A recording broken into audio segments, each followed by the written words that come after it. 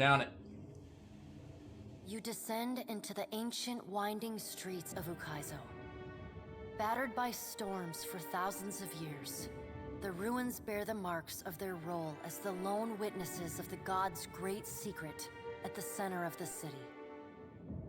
The houses and boulevards are pierced by great spears of luminous Audra. There are no ashen bodies, no birds, no sign or sound of any life. That's what I assumed, Tinwin. Thanks, dude. That's awesome. The rhythmic pounding in the distance draws nearer. Soon, you can feel the vibration traveling up your spine. That's insane. I'm so glad it wasn't them. And I'm actually glad that Aldis wasn't there. I didn't see Aldis anyways. I'm okay with killing Fiorante. I didn't necessarily dislike him, but I liked Aldis way better. The thing I didn't like about Fiorante was the fact that he was doing all the slaving stuff. Aldis is dead? No!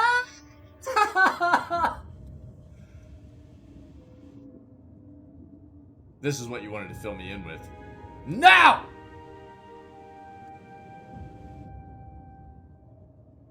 Suck. Hey, Tinwin, that's cool info, thanks. Psych, that is not cool info. Thanks.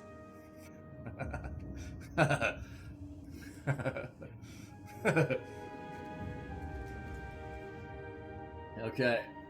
Every step, rhythmic pounding in the distance draws nearer. Soon you can feel the vibration traveling up your spine. As you approach the center of the city, the weathered architecture gives way to more luminous Audra, piercing the ruins, eventually overtaking them entirely. Cresting the top of a fallen tower, you finally get a clear view of Eothas. He stands, legs astride, next to a great stone monument ringed with 11 cavernous alcoves. All but 3 hold a gargantuan skeleton, bones scrubbed clean by the city's storms.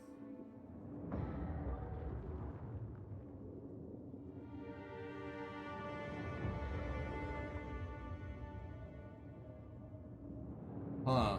An immense Angwithan machine floats above the monument, suspended by invisible energy. These are the gods' bodies, dude. Great brass rings spin around a core of metal and Audra at the machine's center. Periodically, Eothas' massive arms swing back. The movement alone is enough to draw great gusts of wind toward him. When they come down on the machine, the impacts are accompanied by eruptions of electricity, fire, and smoke. The hundreds of luminous Audra pillars across Ukaizo sympathetically dim in a rippling wave that spreads out from the machine.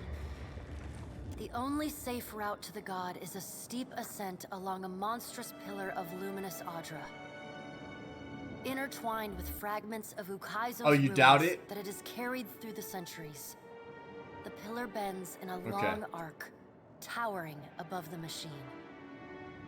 The pillar levels out near Eothas' head, a silent observer to the destruction of the machine it has grown beside over thousands of years.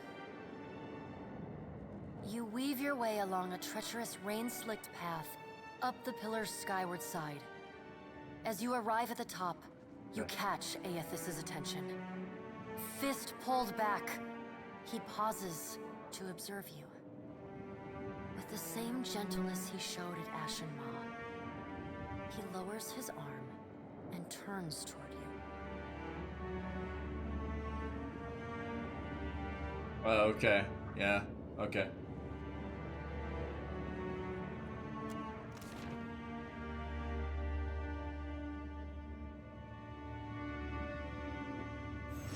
Strange to see Ukaizo in this way.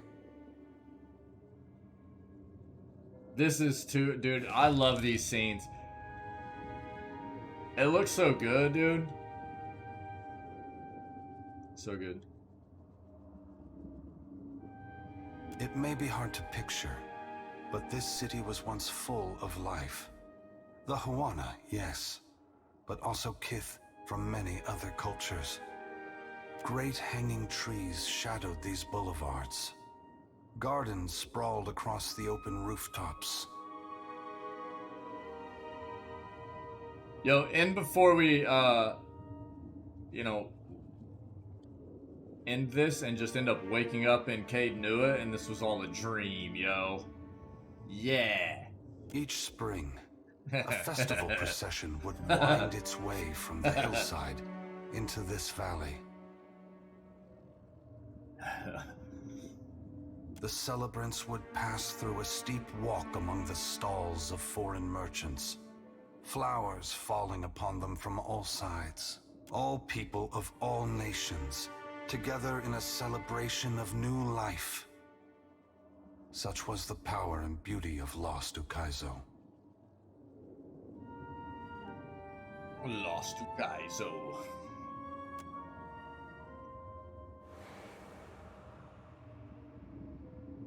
Soul of Widewind separates out from the masses trailing in your wake. He looks up at Eothas and clears his throat. Been a while, old friend. Wow, dude, trippy. Widewind, I did not think to see you here. But few things go as expected when the Cool. Watcher is involved. This is cool, man. We were a good team. Once. But this isn't what we fought for. Ain't you just burning the harvest because you planted the wrong seeds? An astute observation, old friend. Consider instead that I am giving the soil back to those who till it. Spring must always follow winter. As long as there are people committed to finding the other side of change, the agony will not last. But thank you for challenging me as you did in fairer times.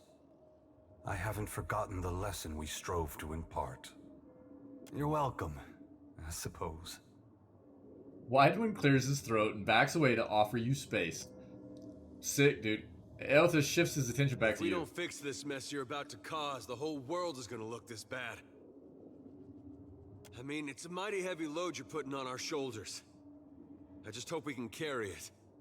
As long as there are people like you in this world, Adair, I truly do. This power has always been in the grasp of mortals. Now you will finally be aware of it. Now you will be able to decide what to do with it. Ukaizo's corpse is beautiful, my god. This, its current state, is but one spoke in the ever-turning wheel of life and death, and so no less worthy than its incarnation at birth. Jody waves her lantern overhead like a beacon to draw her god's attention. But you seek to break that wheel. I beseech you, Gone, that when you do it right. Burn to ash every Audra root in hell so that it may never regrow. Let the darkness reign eternal. Jody's a trip, dude. She has got some, like, super dark. You still hate Eothas? Yeah.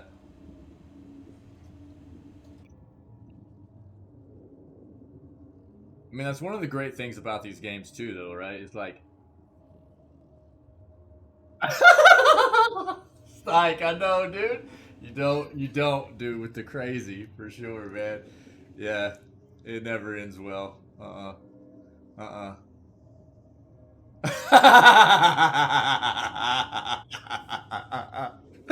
You guys, dude. It saddens me that the harvesting of souls in my name You're has right, brought though. you to this place, Shoti. But I am the cause, and I must take responsibility for it. You guys. Oh, man. You're right, though, dude. That's the rule, man. You don't put it crazy, man.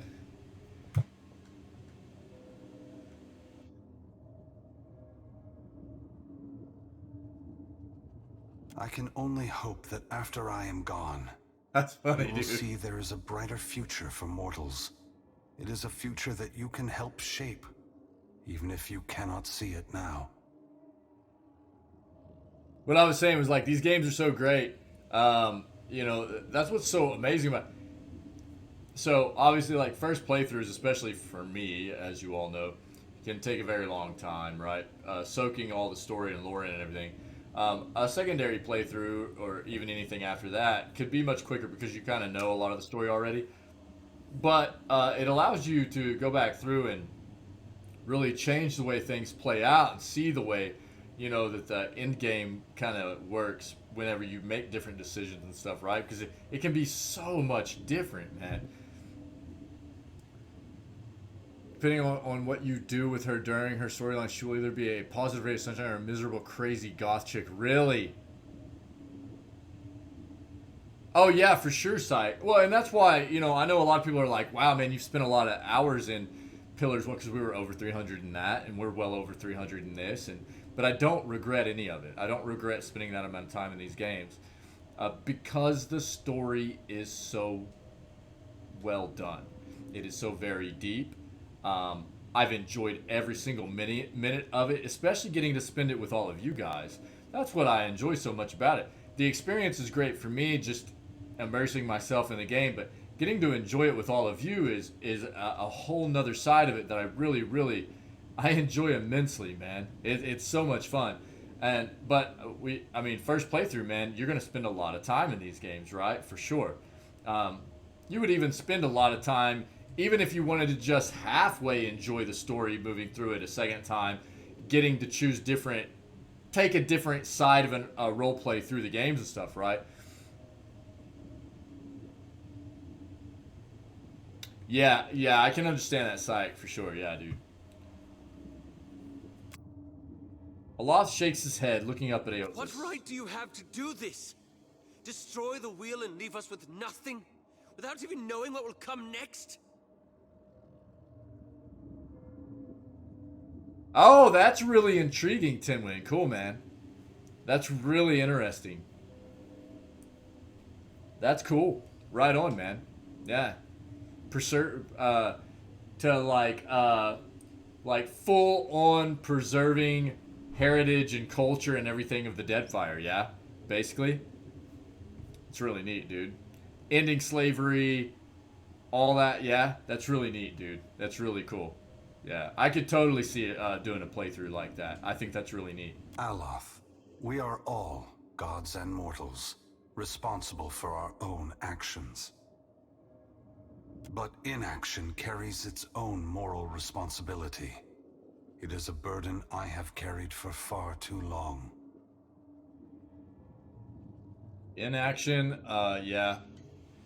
Inaction is quite often just as bad as doing the wrong thing. One must always do as their conscience dictates, even if that means abdicating a position of power. The Navy thinks very highly of this place. Maybe I lack their imagination. Maya folds her arms and squints up at Eothas. What do you think, big guy? She is great in Are this all game, the dude. hopes and dreams of Rauatai here on Ukaizo? Is this city really the cornerstone of our future? She shrugs as if it doesn't matter either way, but her eyes reflect a distant hope. Ukaizo's time has passed, Maya. It remains only as a symbol, but symbols can hold great power. If you wonder about the future of Rauatai, know that if there is any greatness in your people, it existed before you set foot in this ancient place. Ukaizo will not make Rauatai any greater or lesser than it already is. Only its people possess that power. But what of you, Watcher? Why have you followed me? And let's get to Have it, you come to bear witness to the breaking of the wheel?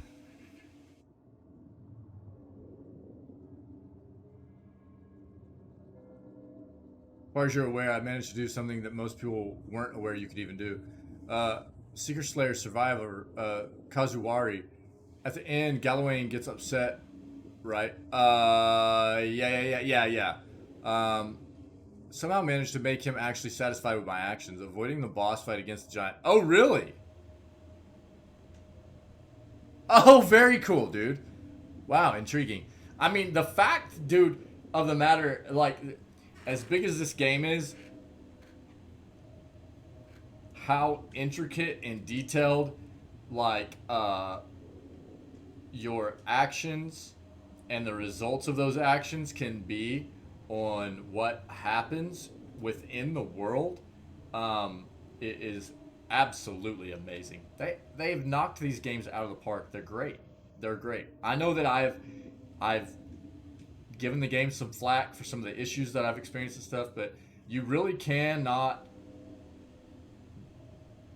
compare these games to very much else in the gaming world for the amount of detail there is for the writing in the story, the world development, the lore, and that kind of stuff. There's not much else out there that really compares, right?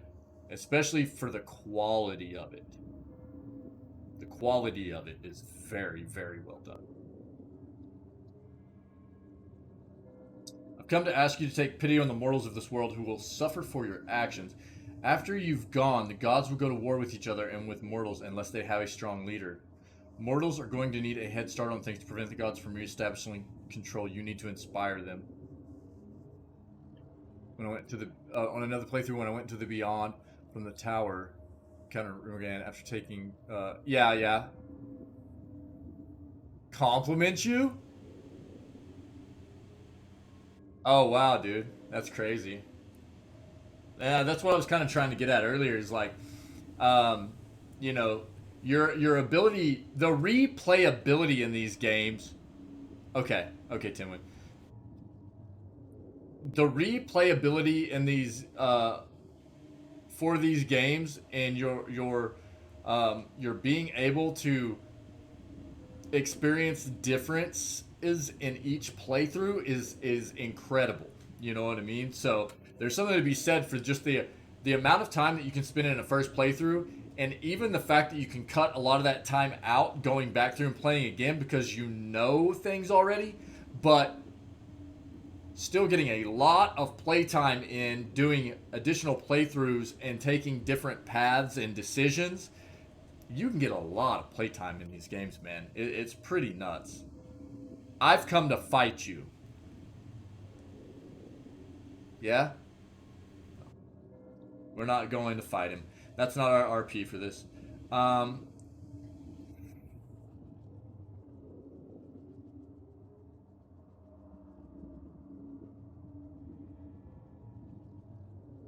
5 would work, I think. Only to bear witness. Mortals are going to need a head start on things to prevent the gods from reestablishing control. You need to inspire them. I don't think 6 would go well either, Syek. Yeah, I don't think so either.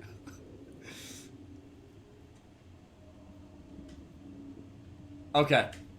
I think 3 actually feels pretty good.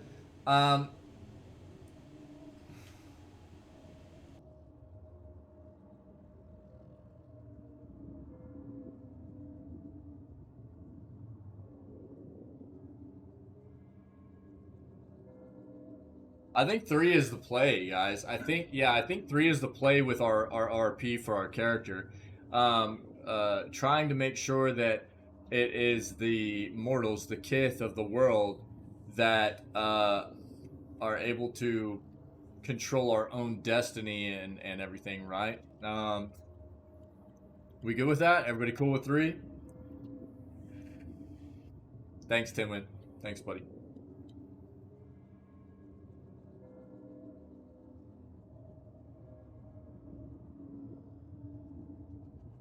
No, not 3, Syke says. We might end up having to put this to a vote.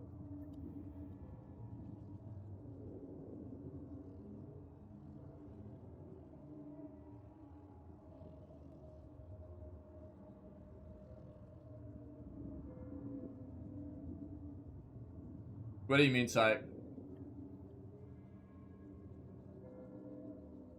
Now, I've been on board with Eothas since Mogren's Maw.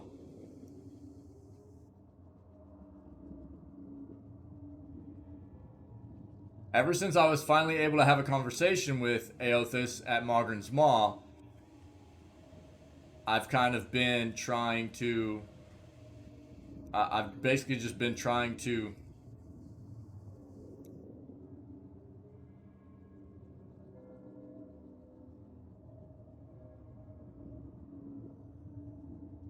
Like, I'm good with what Eothas is doing. I've been stating that ever since we've been finished with Mogren's Maw. When we were able to address Eothas at Mogren's Maw, we found out what Eothas was actually kind of trying to end game here. And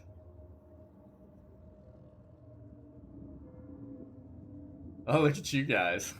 You might have to do some research on that. I mean, look, as far as the RP goes, and as far as what we've been trying to pursue for this, and look, I know that Syek has been all against like the breaking of the will and stuff, right? I'm not against the breaking of the will.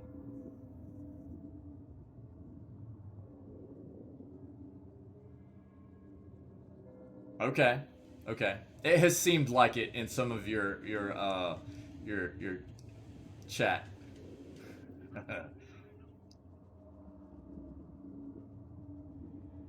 Okay, yeah, that's fine. That's fine.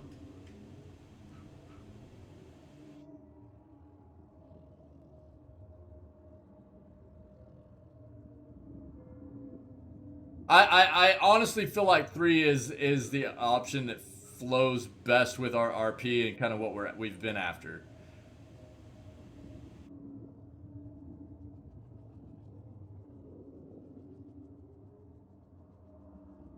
You guys might have to research that online. I don't necessarily want to be spoiled of it. What I'm trying to do is just stick to what's going to play into our characters' stuff the best here. What we've been pursuing, what we've been, you know.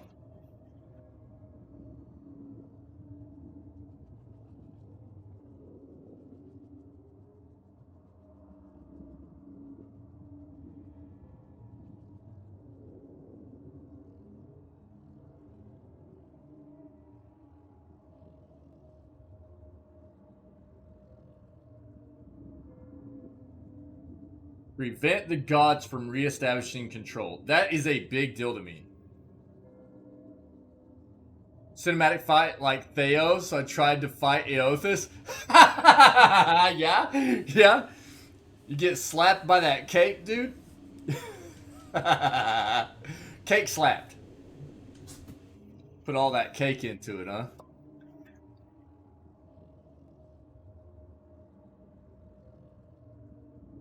I really think 3 is what plays best. I have to say, for this playthrough and what we've been pursuing, I feel like what we've really been after this whole time is preventing the gods from being that eyeless cake. Right on, right on.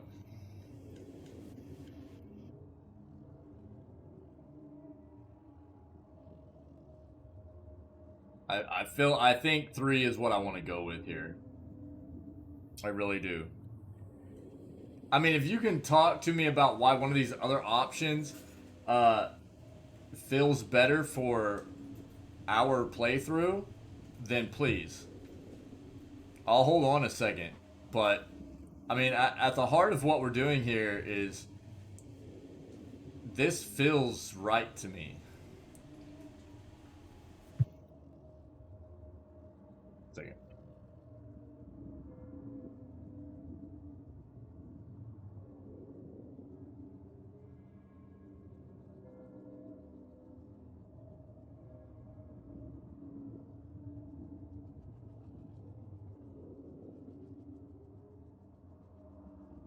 Wait, I'll wait just a bit longer, but I think 3 is the play.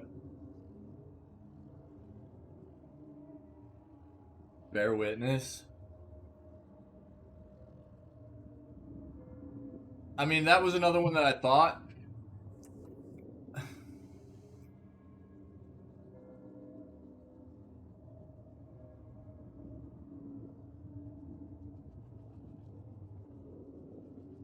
That's exactly why I feel like number 3 is appropriate.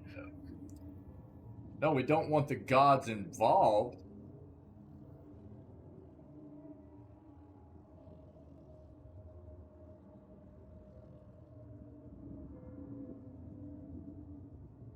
But this is exactly, Psych, that's exactly what this is saying. Is to prevent the gods from reestablishing control. We're trying to get Eothas. Eothas is going to be following through with what he's already doing. We're trying to convince Eothas to help us ensure that the gods are not... He's already involved, though. He's already involved.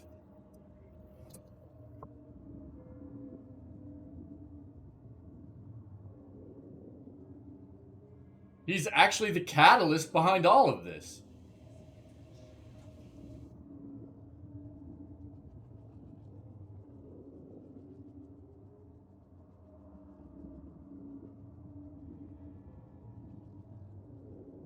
Yeah, but I mean, I think Timwin's making a valid point here that I don't think our character would not take the chance to say, hey, if you're already doing this and we're addressing this individual that is trying to okay, so yeah, okay, we're addressing a god, right? That is opposed to the other gods. He is trying to establish a new system for us, right? Why would we not go help us with what you're doing right now to kind of be the catalyst in giving us this chance to be our own system? Help us on the backside of what you're doing here, prevent the gods from reestablishing control.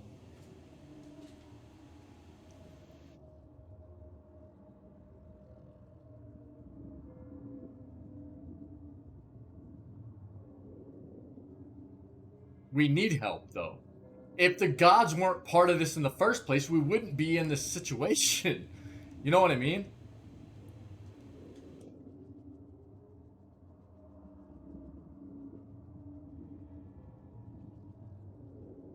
Okay, absolutely. And that's what we plan on doing. But, okay, and while we know the gods aren't gods, right? The gods are also very powerful beings. They're not the gods that we thought they were, right? And that's the information that we're trying to get across there. That's what's about to happen, right? But they are also very much more powerful than Kith. And in that situation,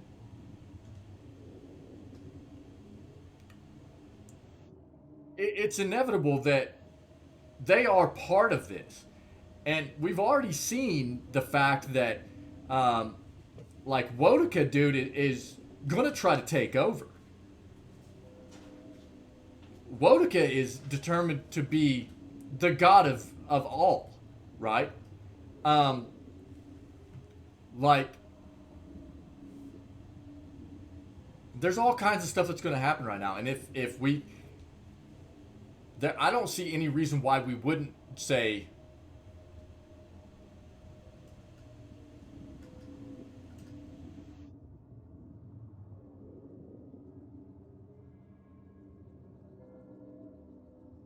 help us a bit more than what you're doing right now. I don't see why we wouldn't.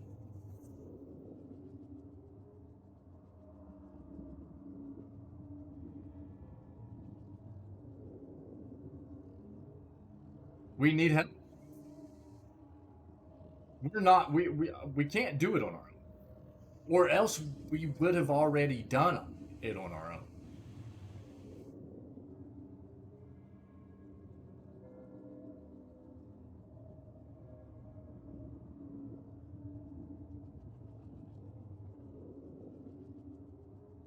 I mean, I understand what you're saying, but ultimately, if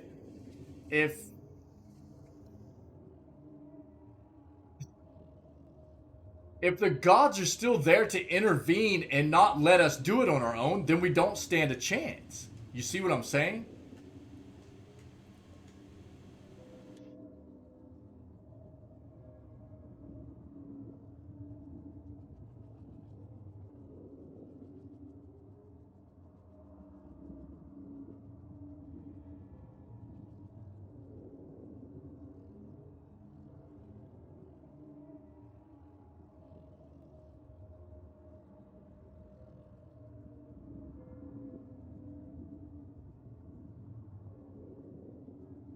This, there's so much controversy in this, dude. I like how, like, check this out. The end of the day yesterday, Sayek's like, oh, we're ending the stream. There's only like 15 minutes of the game left.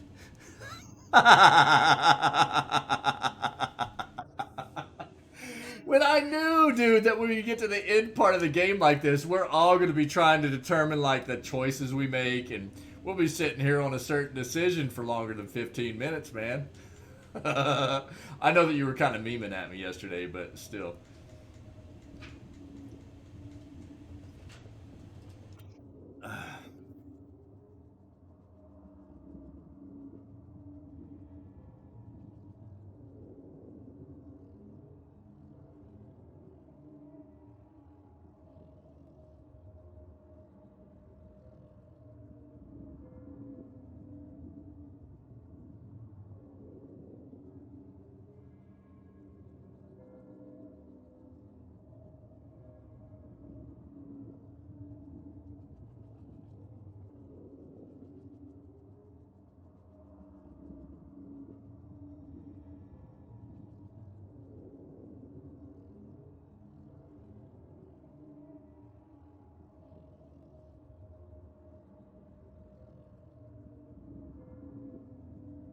Well, I mean, look, and you're saying that, like,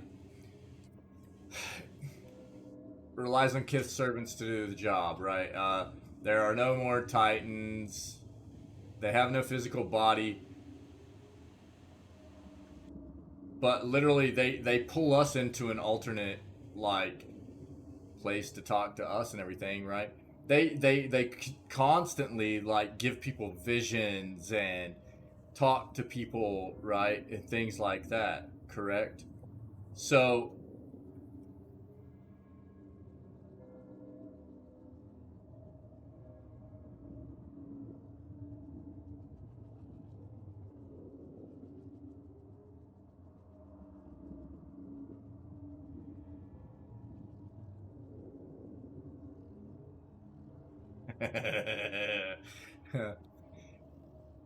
that, I mean, I think that's what Timwin and I are trying to say is, like, what is it going to? We don't. I don't see what if Eothas is in line with trying to give Kith the world and not have gods be involved. What is it going to hurt by us saying, please make sure that none of the gods are going to get reestablished control of what's going on here, right? If he's already aligned with us, you know what I mean? He's aligned with giving the Aora to the Kith. How is it a situation that is going to be detrimental by us trying to ensure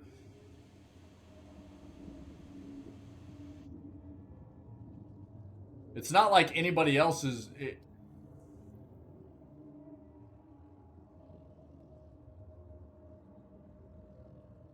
dude, we could do this forever. we could do this stuff forever. These discussions we get in, man. Correct. Yeah. I agree with that, Timmy. Yeah.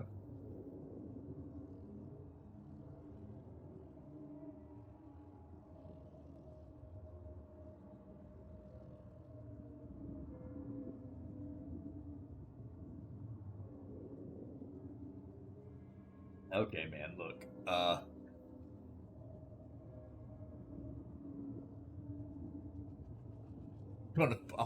gonna put it to a vote. I'm gonna put it to a vote.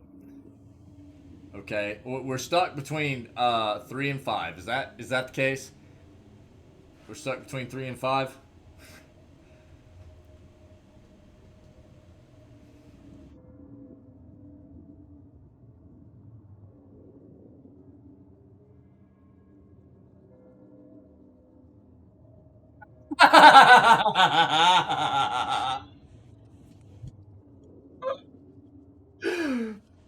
Oh my god, dude.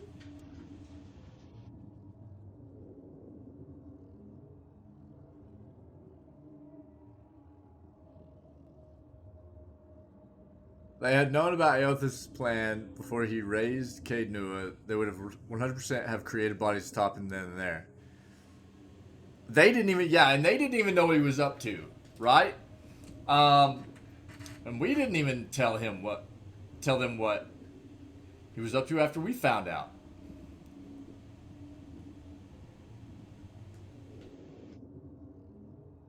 You guys are a trip, dude. I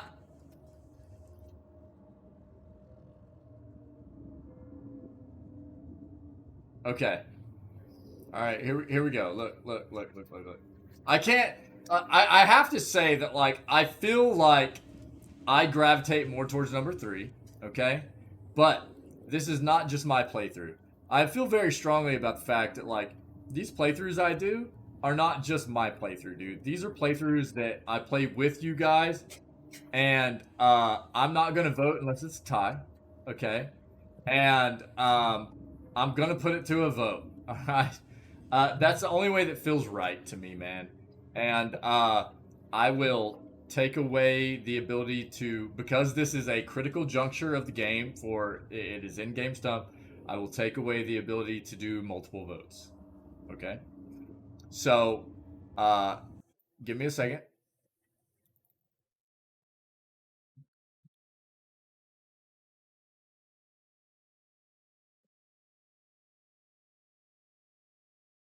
We're gonna get a poll going. What just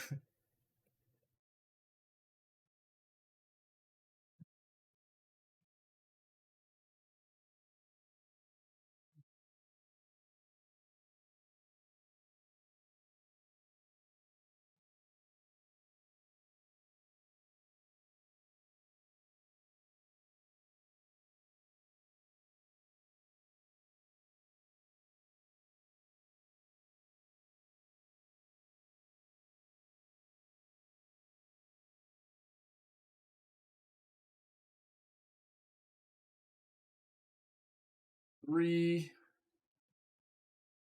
Um,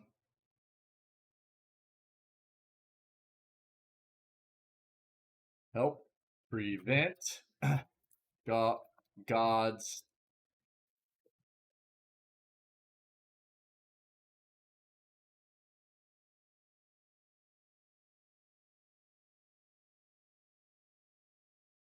help prevent God's or five only to bear witness. Okay, so we're I'm not allowing additional votes. We're going to put it up there for 5 minutes. Polls up. Okay, and whatever wins. Psych, you got to go, dude. Vote first, man.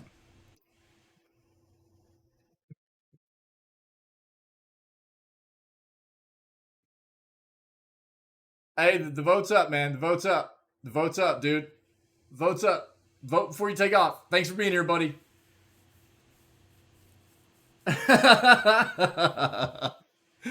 man, I really appreciate you being here for dudes every day, all the time.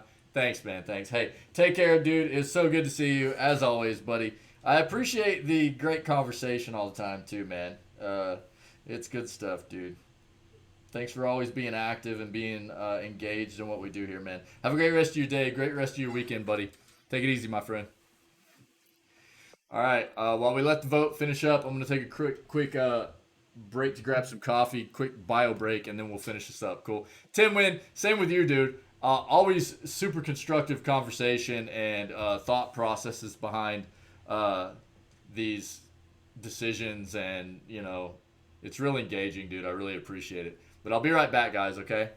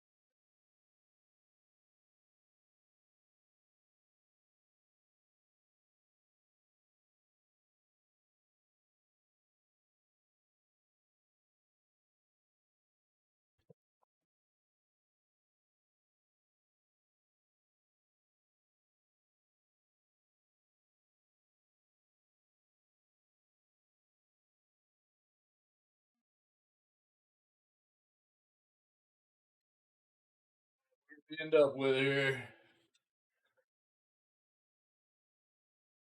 It's a tie? Okay. Ended up in a tie, so we're gonna go with I'm the tiebreaker. Yeah, we're gonna go with number 3 here. Cool. Right on, right on. Thanks for voting, voters. Yeah, make sure here. Boop, boop. Okay, cool. Yeah, that's what I thought. Cool, cool, cool. All right, so that's what happened. Keep going, keep going. So mortals are going to need a head start on things to prevent the gods from reestablishing control. You need to inspire them. Sorry, Sayek. I know you're going to see this later, but this is how we're going to play it, dude. Mortals are already inspired. It is what has pushed them on for hundreds of generations to reach this point in time. Okay. Animancy is poised to go far beyond what we Eothas ever discovered. Why does Helia think I should lend more power to mortals?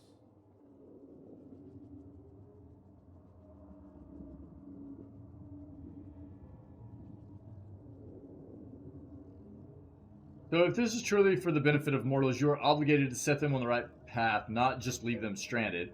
I want to ensure that the gods don't have the upper hand in the struggle to come, because I believe in Kith, believe in our potential to do good in this world.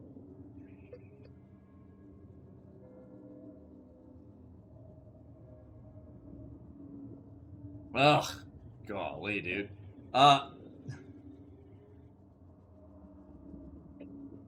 Probably 2. I think 2 plays into our RP the best. Can we agree on that?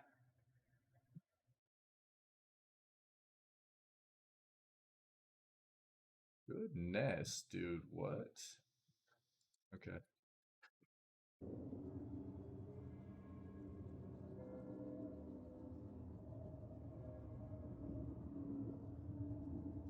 Yeah, 2 probably. Alright, 10 win. I'm good with that, dude. Thanks. It's true that even with all the advances in animancy, the gods will enter into this era much more well prepared than mortals. Alright, let's go. From where should mortals draw their inspiration?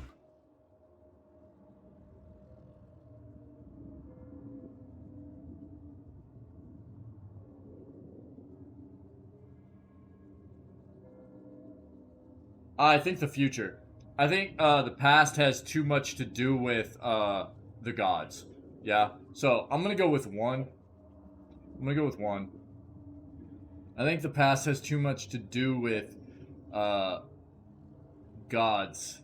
So I'm gonna go with 1. Very well, Watcher.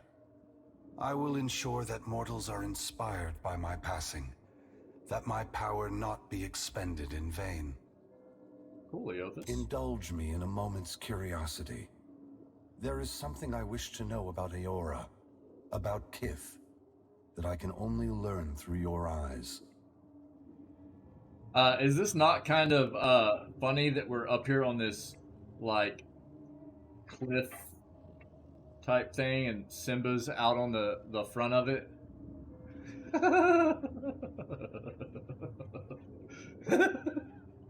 It's very Disney, is it not?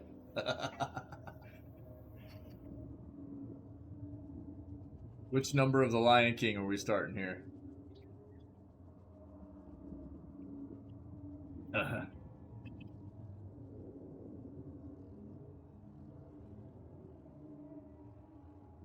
Go on. You followed me all this way, dodging an armada, navigating an impenetrable wall of storms, voyaging across uncharted seas, with the machinations of gods echoing in your ears. Yes. All the while trusting in the institutions of Kith to get you this far, and earning their trust in turn.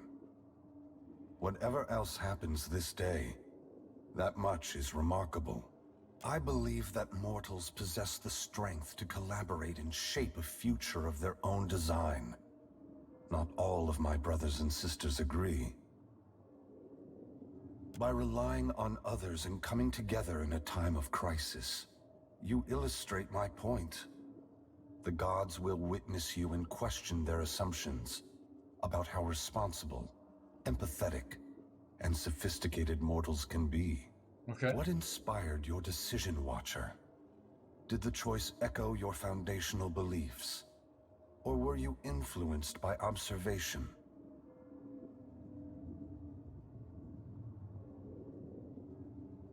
History is written by survivors. It would be irresponsible to prop up a lesser authority.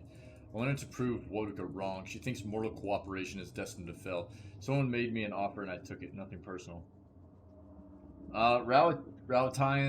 Rautians know how to respond to a threat. The future will need their cunning. History is written by survivors. It would be irresponsible to prop up a lesser authority. I wanted to prove Wodika wrong. She thinks mortal cooperation is destined to fail.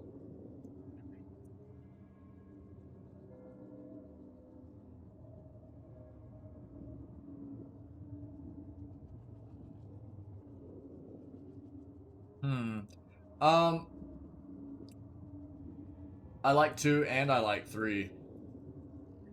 But the thing is, I don't want...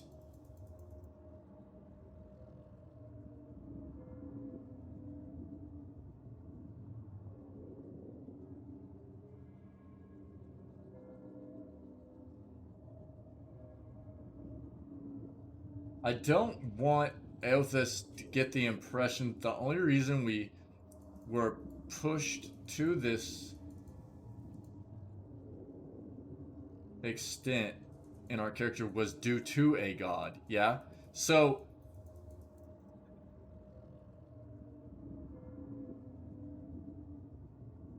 but I don't know, man.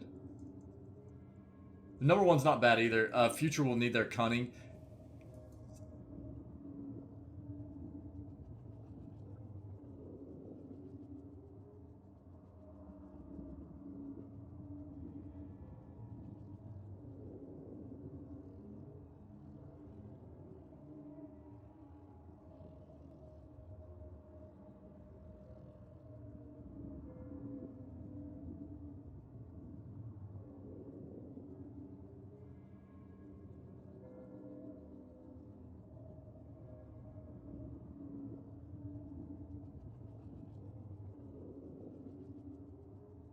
One, 2, or 3? I mean, does anybody have any kind of input for what we go with here?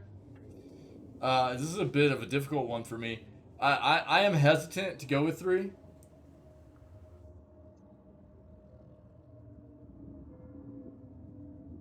Because of what I just stated. I don't want to give Eothas the impression that the reason we came this far. 1, you think so? Yeah, I kind of like 1. I kind of like 1 as well, Tinwin, after going back and reading it. I think cunning, there's always something to be said for cunning, yeah. I don't like the second part of number 2. I'm good with that. Thanks, Tinwin. I thank you for your perspective. Yours is not the only opinion that concerns me. But for the moment, it offers much to consider. Okay. All I ever wanted for mortals was growth, transformation. Once, my brothers and sisters shared this goal. Some have forgotten themselves, giving into fatalism or tyranny. Others have succumbed to apathy. It brings me great sorrow that crisis is the only way to set the future in motion. Would that I could pass the responsibility of heralding your darkest hour to another. Never forget that trust and coordination between mortals brought you to this place. Your future is built on a foundation of hope, and you have laid the first stone.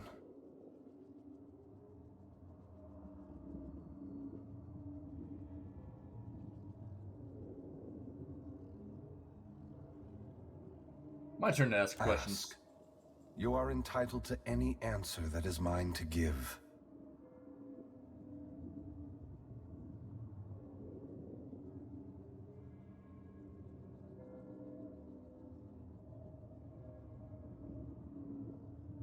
Oh, can we actually pursue all of this dialogue? Really?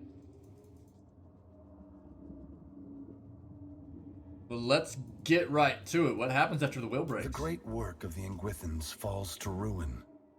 Reincarnation as we know it will end. Okay. Souls which currently await new life in the beyond will be born into the world as normal, but their numbers will not replenish. Okay. Anything that dies will tarry in the void of the in-between, awaiting the motion of a wheel that no longer turns. Right. Once the beyond has emptied, every birth will be hollow-born. Other maladies of the soul may follow and plague those who linger in life. Unless mortals work together to carve a new path, the essence of life will be trapped in the netherworld. Gods will starve. Eora will grow silent and cold.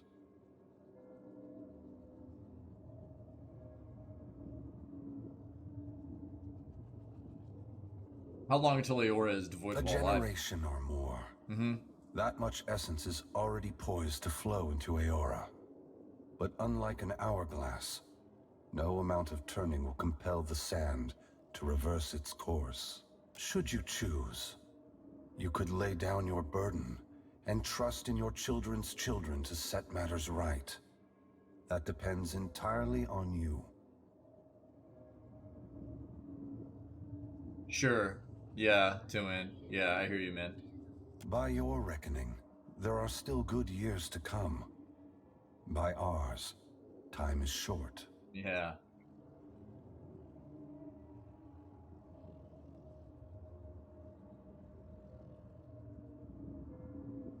So we're basically relying on turning to animancy, as it were, right? You've had millennia to do this For one now. several reasons. My strength was diminished after the Godhammer bomb, and assuming this form took incredible effort. I think they're trying to refer to it more as the length of a generation, as you stated. Yeah, not a generation's worth of children, but more the length of a generation. I think, where he refers to it as like,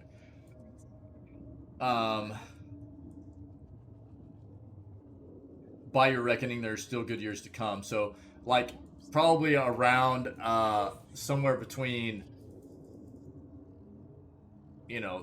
70 to 100 years, I would say, yeah, for us, which means still good years to come. But that amount of time to a god is basically nothing, right? So by their time, it is very short. Yeah, I think that's my taking of how it was.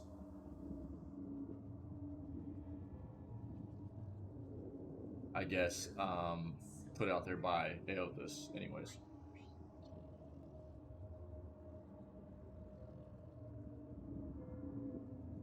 But I see what you're saying, Tinwin, for sure. My strength was diminished after the Godhammer bomb, and assuming this form took incredible effort. With so many vying for control of the Deadfire, I also saw a ripe opportunity for mortals to cast aside their differences and stand together as one. They have never been more powerful, more capable. Because of this, the gods must justify their importance or be proven obsolete.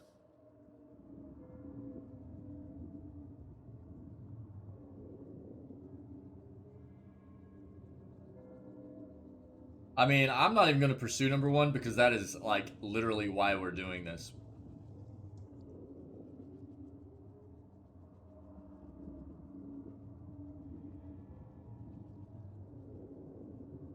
What sees this as a test, one we're destined to fail. Woodica is entitled to her opinion. If the intent of this test is to justify an uprising to come, that is more worrisome. The other gods must decide for themselves if mortals are ready to dictate their future. Should Woodica's tyranny prove the only alternative, mortals must prepare for a terrible conflict. Your perspective bridges eternity, Watcher. Many will look to you to mediate differences that could shake the very foundations of Eora. I think I'm good. I don't necessarily need to pursue anything else for myself, so I'm just gonna, that's all what happens next. I must attend to my final work now. I cannot delay any longer. Cool. You have carried a heavy burden across the Deadfire, Watcher. Before I go, I would rid you of it. No sooner have Eothas' words entered your mind than you hear one final dissonant ring of the chime within you, then silence. The knot that formed when the Pallid Knight first addressed you as Beyond, in the Beyond, is now gone. You are free now. As free as any of us can be. Many will come to you for help in the years ahead. Animancers, priests, even the gods themselves. I have great hope for you. But always remember that your future is for you to decide.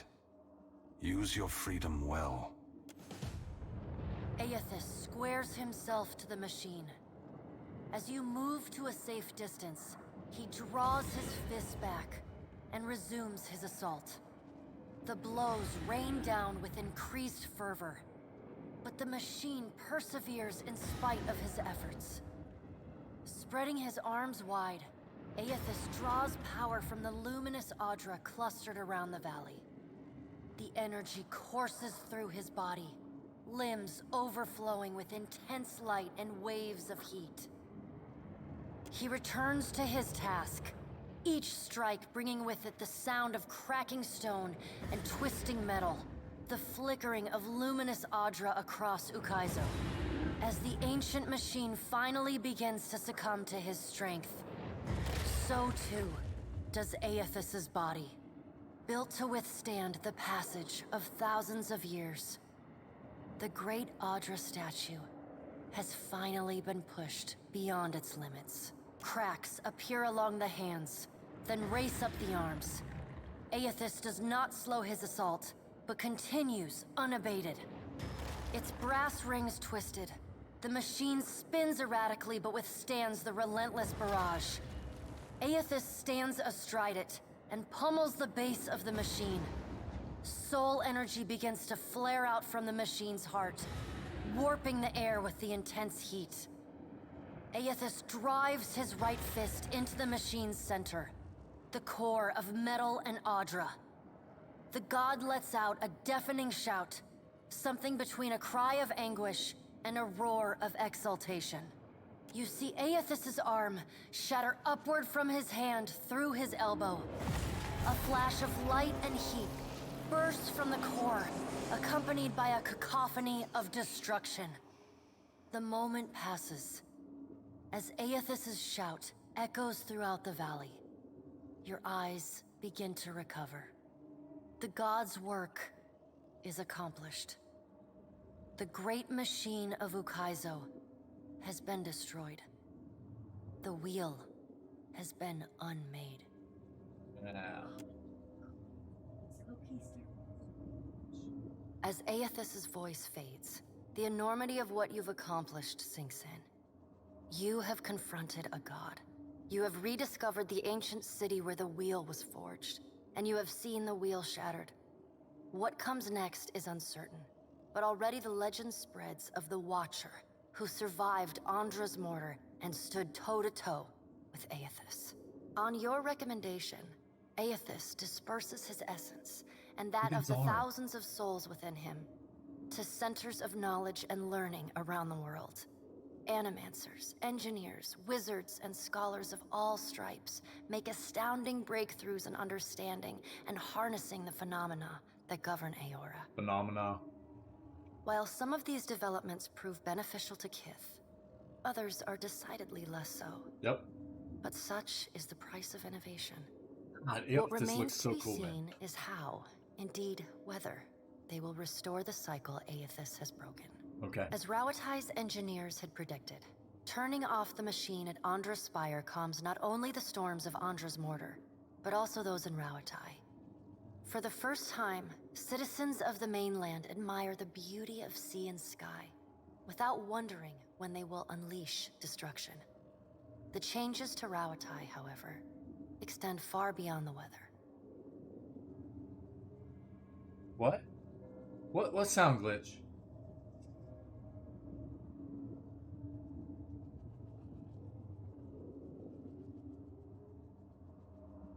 What's the sound glitch, dude? Well, no, I know that's what I'm saying. Like, what's going on in game? Oh, there's normally meant to be music here? Crazy, dude. Okay.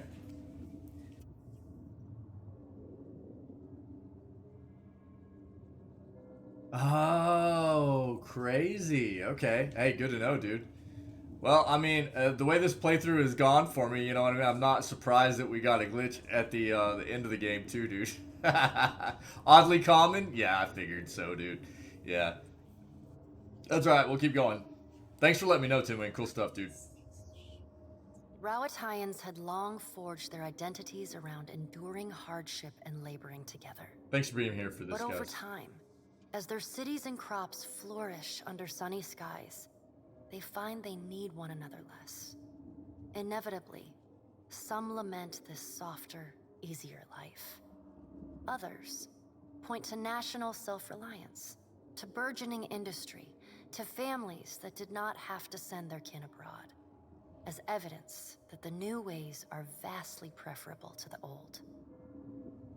Besides, Rawatayans everywhere still share a purpose more urgent than any the world had ever known: reforging the cycle of reincarnation. Hey, Grandpa B, what's up, buddy? It's good to see you, dude. I hope your Sunday's going well. The Gate Guardian. You're talking about the metal dragon? Is that what you're referring to?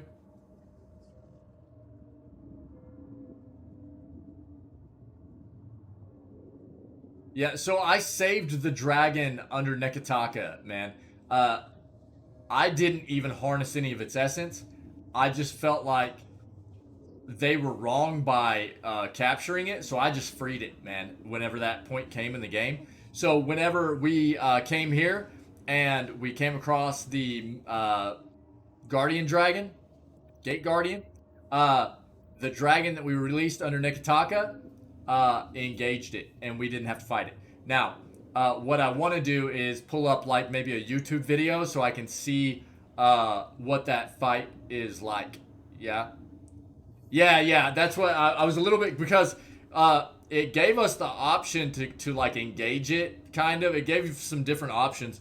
I wanted to fight it. I wanted to see what it was.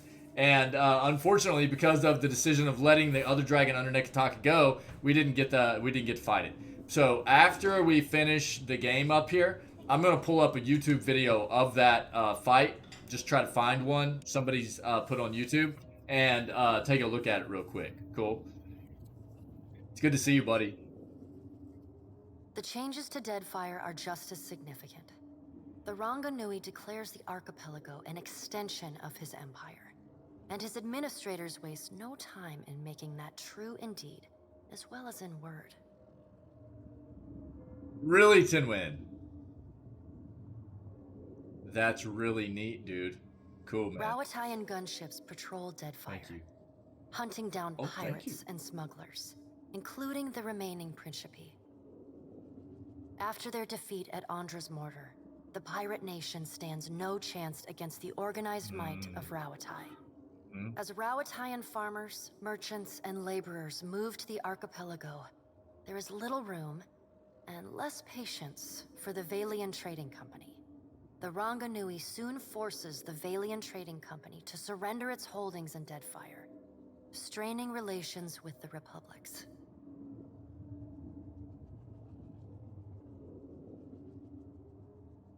You sell without assistant. It lets you fight it.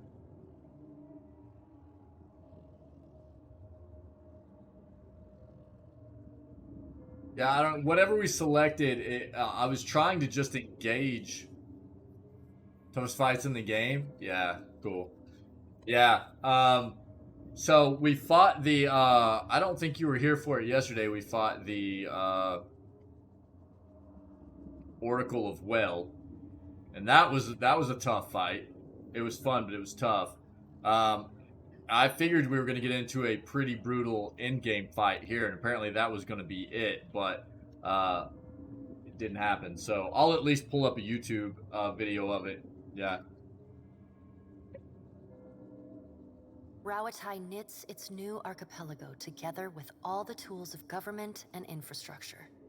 New ports spring up across Deadfire, guarded with sturdy Rawatayan bronze and run with dispassionate Rawatayan efficiency. Most wanna remain, even as their homeland changes around them.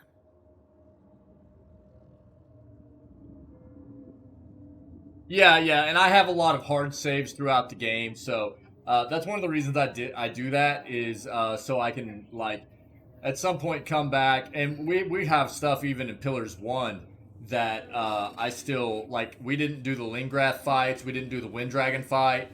There's stuff that I still need to do in Pillars 1 as well, and I have a lot of hard saves in that game too. At some point we'll come back and address these games for some of the stuff that we haven't done. Whatever CRPG we do next, we're going to be coming back to Deadfire for sure first. Because I enjoy doing those fights. Sometimes we've avoided them just because they didn't play into the RP for our playthrough very well. And we've kind of voted on that stuff as a community for our playthroughs. But I have a lot of hard saves. That way I can come back and just do the fights for fun. Now, for Deadfire, especially because of the world bosses and everything, we have a lot of other content we have coming up for the channel. But probably at the beginning of Q2 of next year, we're going to be getting into another CRPG. I'm not sure what yet. But before, probably like 2 or 3 days before we hop into the new CRPG that we're going to play, we'll come back to Deadfire first, just to kind of get our wits back about us as far as CRPGs are concerned. And we'll do some like world boss fights and stuff just for fun, just to see if we can take any of them down and just have a little bit of fun before we hop into a new story, yeah. And we'll see if maybe we can proc the dragon fight, yeah. The guardian fight. Their huts and lodges are cleared to make way for towns of stone and brick. The walls that are built to protect them also cut them off from the freedom of the open sea. Those Huana who trade caste and prize share for Rawatayan unity and striving prosper.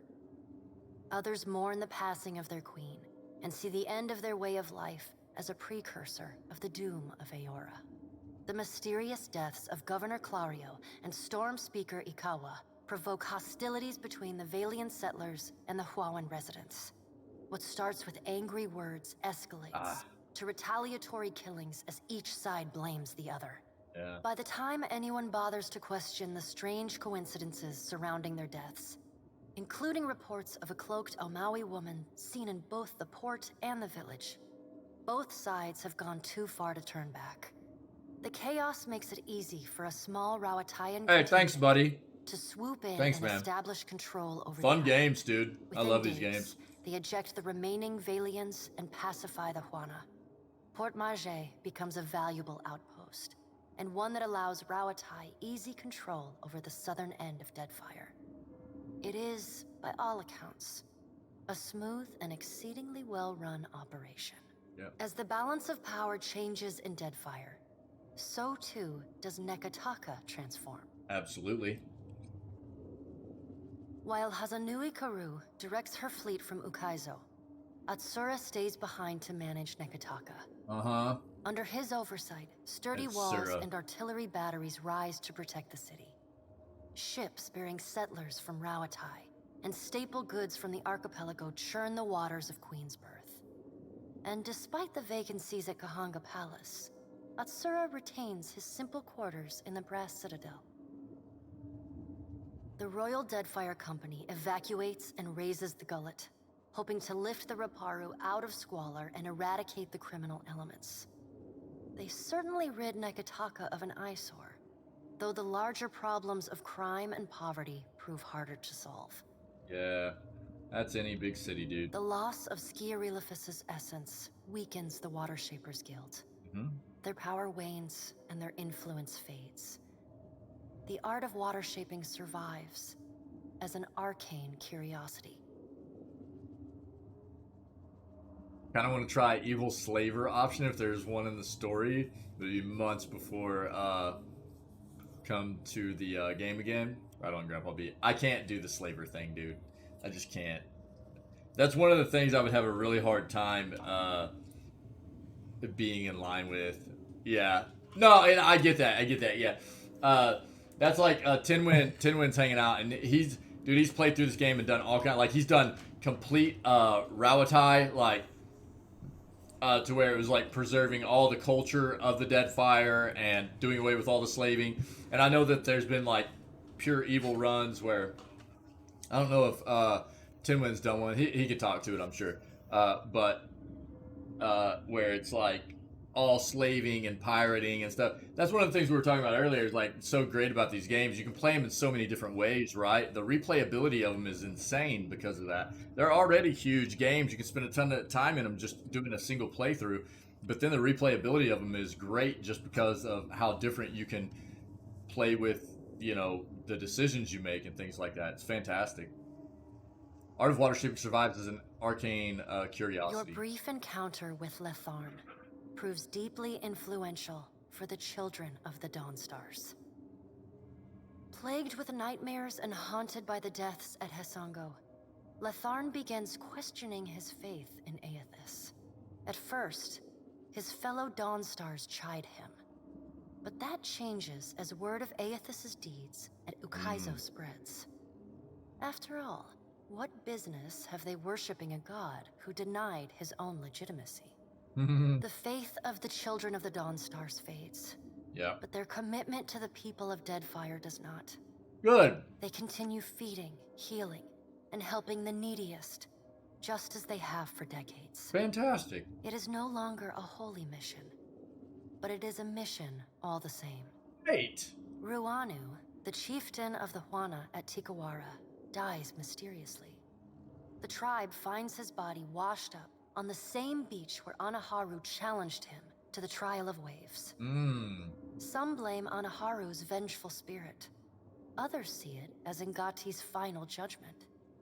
And a few speak of a strange man seen lingering in the village. Atsura sends a ship with food, aid, and a small garrison of soldiers to the unfortunate village. The leaderless tribe is all too happy to accept Rawatai's generosity. They return the favor by reaching out to other far-flung tribes on behalf of their new benefactors. The dragon, Neraskirlas, no longer passes between Aora and the White Void, and the dead flow slowly breaks apart, exposing the temple long frozen within. Under Halfjorn's guidance, the Harbingers of Dusk resettle within Remergon's temple, vowing to forever protect it from the defiling touch of outsiders. Outsiders! Over time, the group becomes increasingly reclusive and fanatical, attacking any who dare approach their holy site. In besting the Beast of Winter, you earned the Death God's mercy rather than his enmity.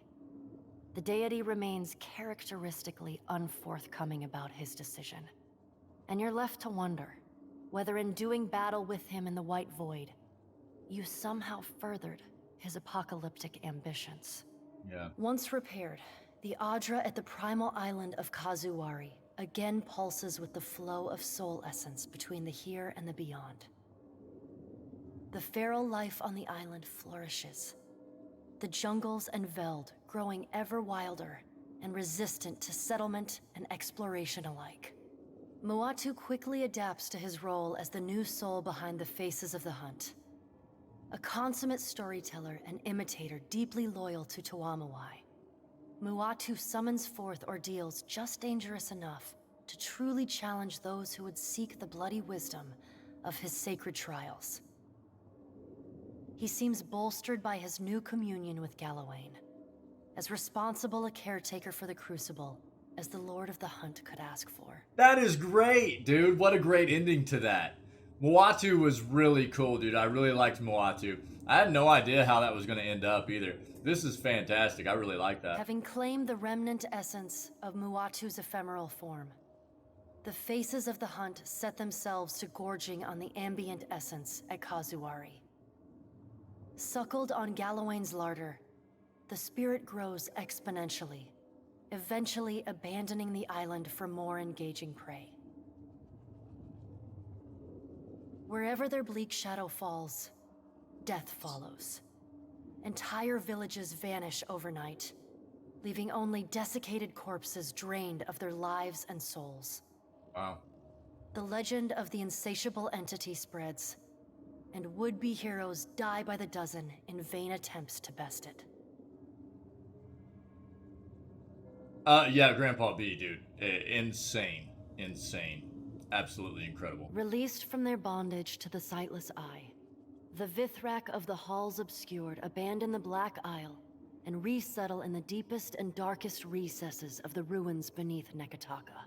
Cool! Sisak and his colony remain That's secretive and Syak. isolated, Those S's aren't actually rarely there. interacting with those kith crawling about in the sunlight above. So, I love the Vithrak, dude. Vithrak are really cool. And one of our huge community members is Syak. So, I kept referring to Sisak as Syak.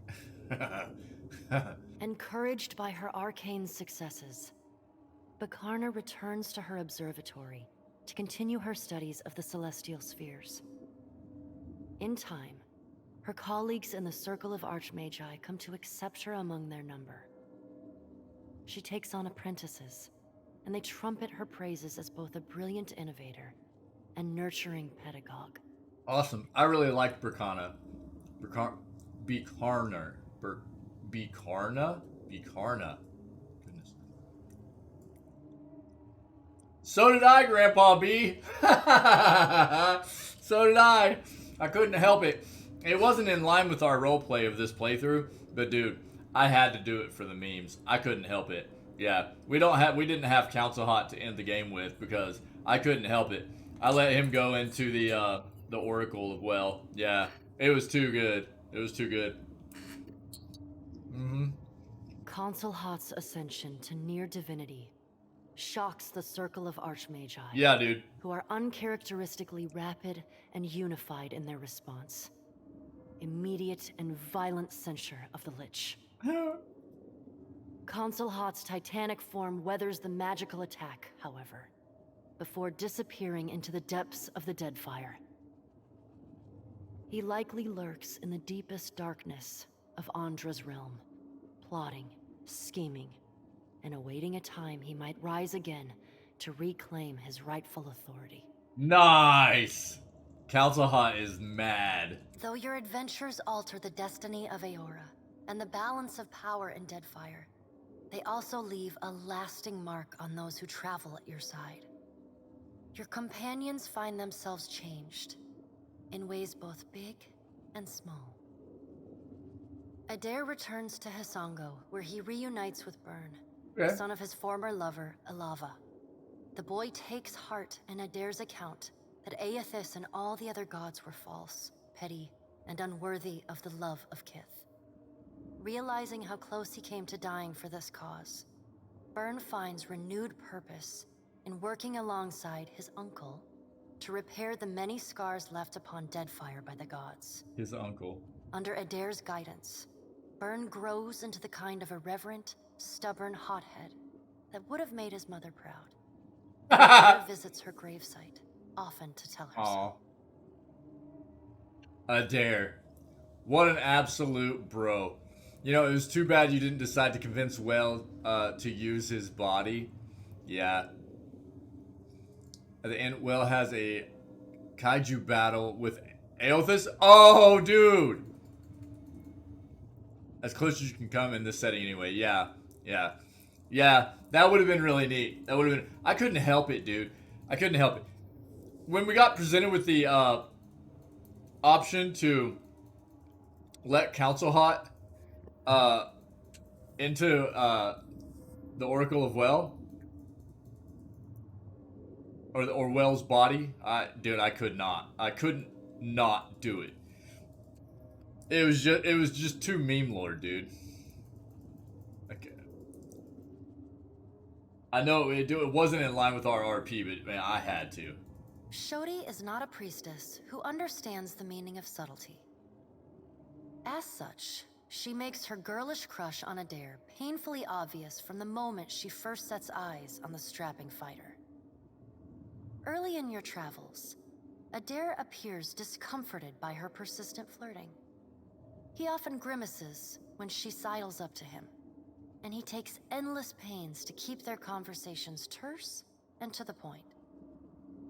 But after a little smoothing on your part to nudge them in the right direction, Adair makes an effort to view Shodi with an open mind. And Shodi begins teasing the veteran fighter in a more companionable and less amorous manner. Okay, yeah. After saving each other's hides a couple times and sharing more than a few laughs, the two form an easy, and you suspect, lifelong friendship. I like that it doesn't say anything about her being romantically involved with us. Plagued by constant Oh, nightmares and sorry. hallucinations, Shodi becomes increasingly disassociated from reality. Oh my Meanwhile, god, dude. her power continues to grow with every soul she harvests. Oh my You god, start dude. to notice sliced up animal corpses everywhere you two travel. But when confronted about it, Shodi stomps her feet and fiercely denies any wrongdoing. Then, one night, Shodi wakes, but never leaves the nightmare. Shivering uncontrollably, she packs up her belongings and slips away into the darkness, murmuring that she must return to the Temple of Gon in order to fulfill her purpose to her god. Oh my gosh, But dude. she never reaches the temple. None of the Dawn Stars know what's become of her, aside from disturbing rumors of a harvester ravaging the southeastern Pillars islands in the 3, Deadfire, baby. leaving a trail of blood in her wake. Good night. Oh, Jody. My little Jody Though Jo. the two of you no longer travel together, Shodi holds fast to the memory of you in her heart, remaining your fierce and doting girlfriend, dude. faithful even in her absence. Oh. You receive a missive for every day apart, though they often arrive in a single bundle some weeks or months past. Oh.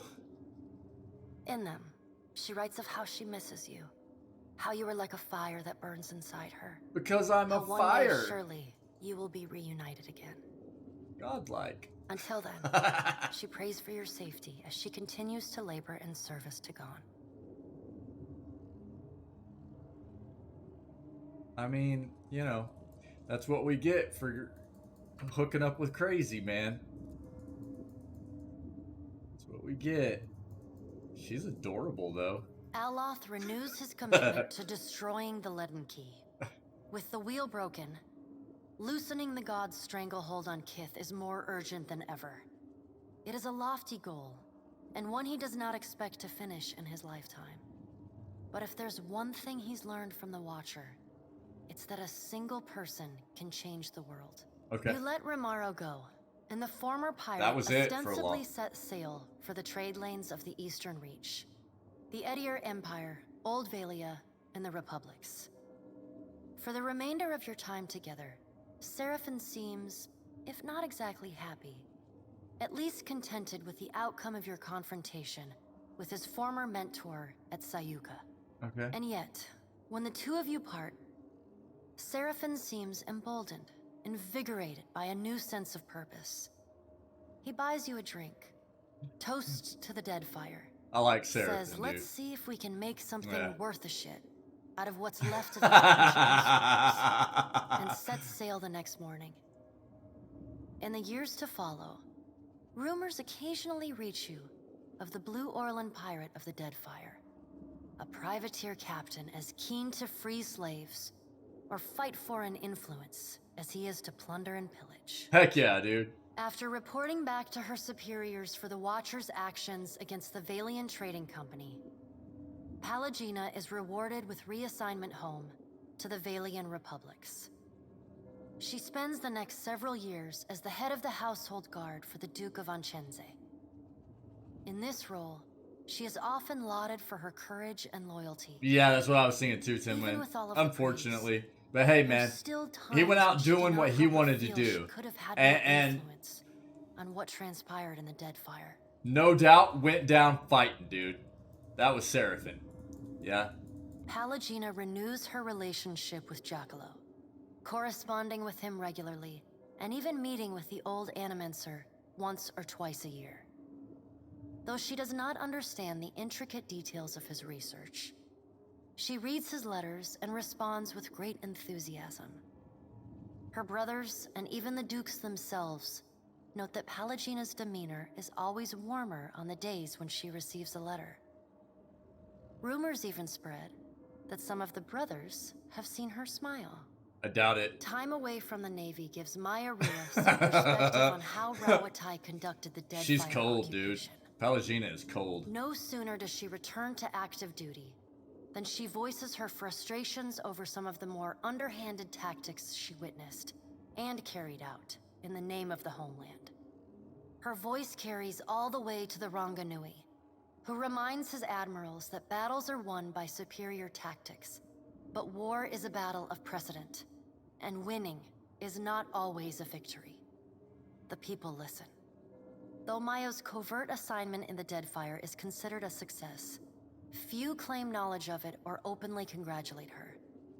She receives no praise beyond knowing glances or the occasional raised tankard from her countrymen. She never responds. Maya's part in the conquest of Ukaizo brings fame and fortune to the Rua family. Officers salute her in passing, and a row of medals decorate the breast of her uniform. I like Her Maya, parents dude. and siblings are paraded between the great houses of Rawatai for nightly dinners and celebrations. She has a hero's welcome in her future. She looks forward to seeing her brother again. Yeah, Kana. So does Ashiza. Let's go, dude. Takehu distances himself from the problems of the Deadfire, giving the tribes a reprieve from godlike omens. Ngati's silence speaks volumes. The Huana grow to rely on each other, paving a new way forward divorced from their traditions. Soon after his departure from Nekataka, sailors report of mountainous water sculptures. Oh, whoa. Sorry. My bad. Your My bad. farewell is short and cordial. Dang it. My bad, Nothing guys. further needs to be said, and you wish each other well. Takehu does not look back. The sea feels restless in his absence. Your pursuit of Eothas and your journey to Ukaizo signal the end of forces that have shaped the lives of Kith and the course of nations. The cycle of reincarnation has been broken. The storms of Andra's mortar have calmed. Yet each ending promises a new beginning. As the sun rises over Ukaizo, Kith turn their gaze eastward, wondering at what lies beyond, and at the world they will fashion for themselves. As the Watcher of Cadnua and the former Herald of Berath, you return to your ship and begin the long journey home. You hope for calm weather.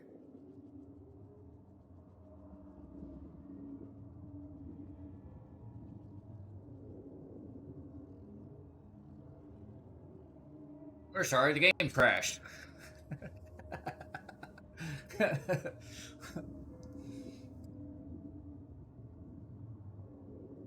First game 200%, second game 100%.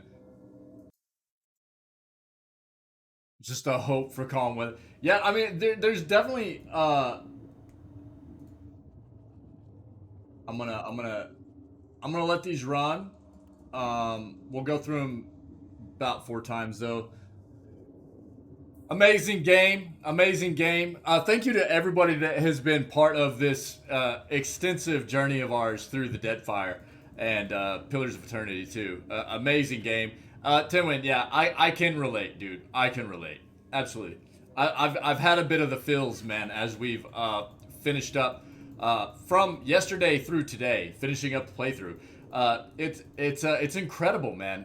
The amount of time you spend in these games and how deep the story is, and I mean, you really get attached, you know, and your choices and the characters and things like that, you know. It's especially whenever you're going all the way through Pillars 1 and you import into Pillars 2, and you've got, you know, your same character bringing in, and then you've got a lot of the same companions, and you know, it's like continuing a journey, man. I mean, we're talking like 700 hours, dude, of story time, you know, and so it absolutely, dude. I can definitely relate, man.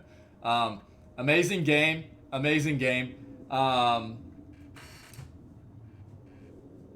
DLCs were fantastic. I liked Forgotten Sanctum more than Triple S. Triple S wasn't bad, but it was definitely like you guys kind of prepared me for. It was like arena kind of stuff, yeah. Kind of just presenting different kinds of battles and enemies and allowing you to kind of fill your way into different tactical scenarios and stuff. So we had same character, yeah.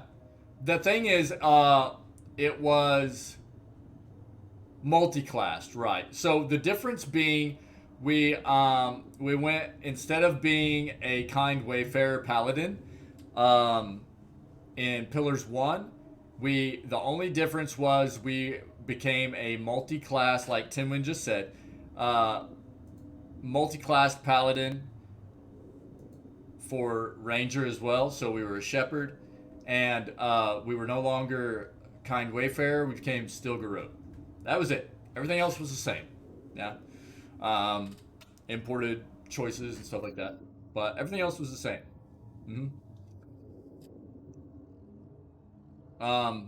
Amazing game. There, again, what I'll kind of hit on is I had some issues. I think that part of your experience in playing Deadfire is going to be chalked up to what you play Deadfire on, whether it be, platform-wise, whether it be what console or what kind of hardware you're running on your PC.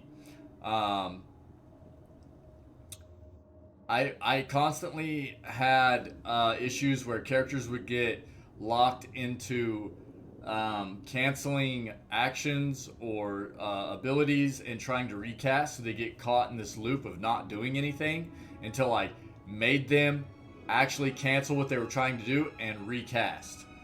Bad pathing stuff quite often. I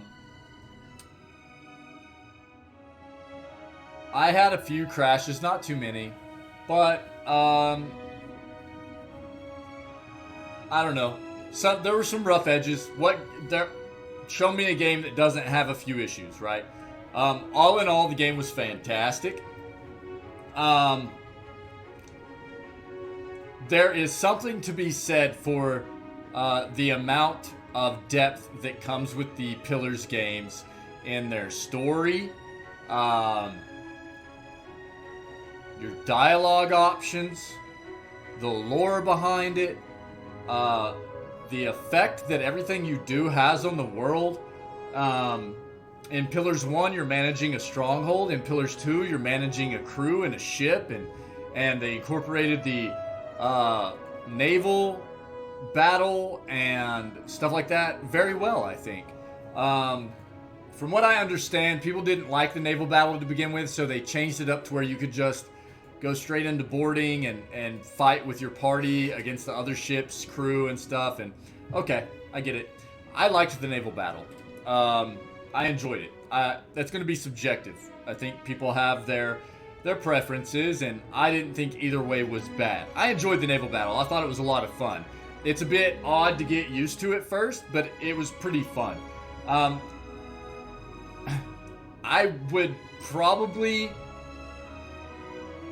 would say this game is probably a solid 8.5 out of 10 for me. If I hadn't addressed,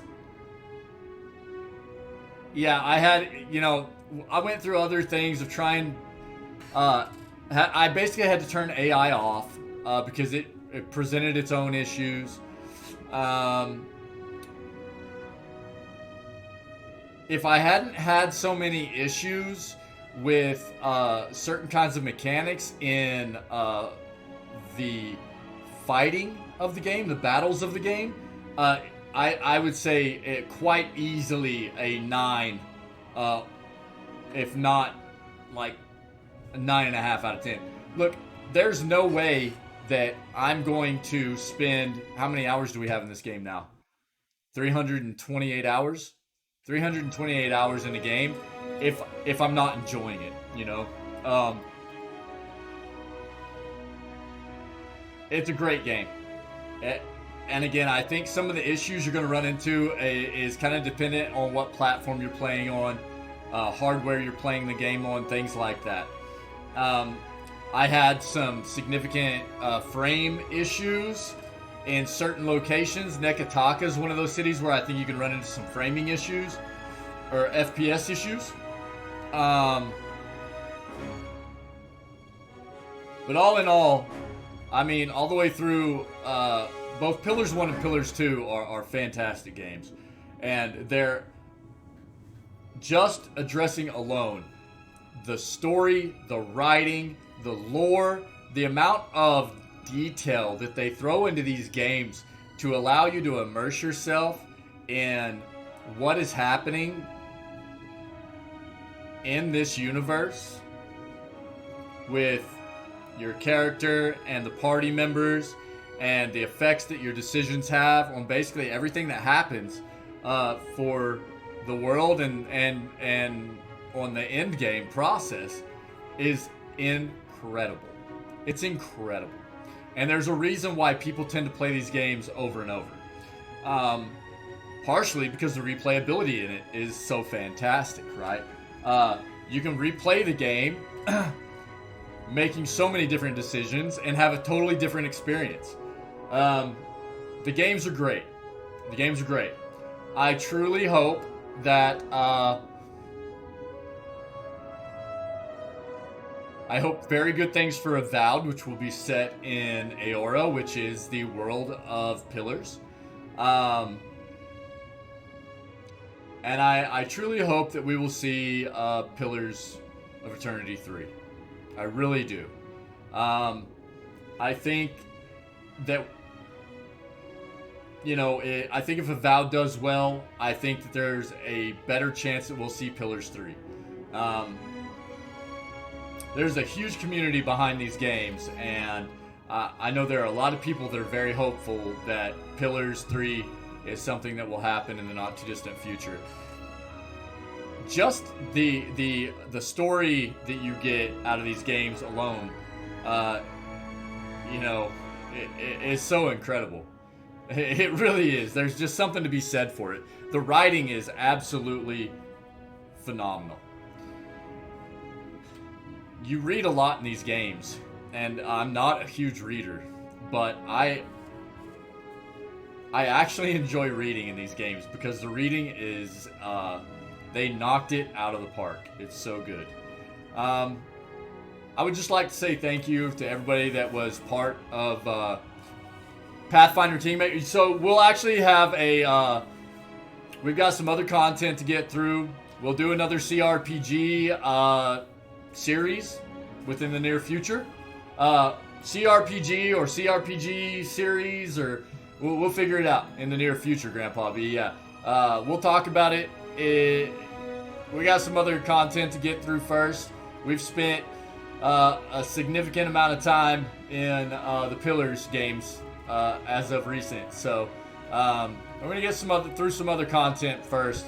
We probably won't hit another CRPG until probably, like, I would guess probably end of February, early March, something like that. But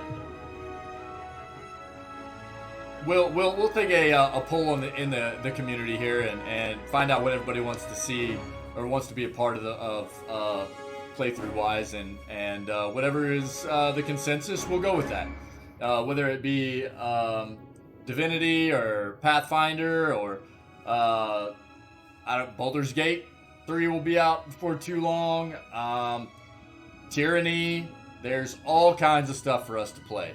So we'll figure it out, and we'll get another one in before too long. But we have a lot of other content coming up that we're going to be playing. So again, to everybody that's been part of Deadfire and that's always part of what we do here, I can't thank you enough. And this has been phenomenal. I know that some of what I've had to deal with in this game has got me a bit tilted a little bit, just because of the mechanics I've had to deal with and some really weird stuff, and I apologize for that. But I do really appreciate everybody being a part of what we do here and being a part of this amazing playthrough, because I had an absolute blast with it. And I hope that everybody enjoyed our playthrough of Deadfire. It was great. It was great. And definitely, you know, having closure feels a bit weird when we've been spending so much time playing this game. You know, getting the ending and the, you know, it's a bit weird knowing that we're gonna be kind of done with this for a while. But